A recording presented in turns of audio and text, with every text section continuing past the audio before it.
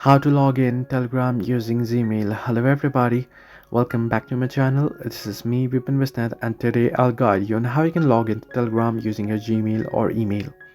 Now, first things first, what you'll have to keep in mind or what you have to know is Telegram uses phone number in order to verify for logging in or signing up.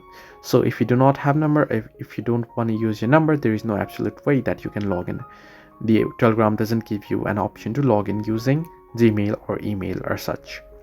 Now, however, what you can do is if you don't have a number or if you don't want to use your personal phone number in order to log into Telegram, you can always use the virtual number. You can simply head into your browser on your device and you can search in for virtual number for OTP, and once you do so, there you'll get various links where you'll be able to go ahead and use the number available on it to receive the verification code in order to log in. And once you log in, you can set up your Gmail in order to verify your account. So this way you can log into Telegram. Hope this helped you. Do like and subscribe, and do not forget to leave a comment down below if you have any further issues.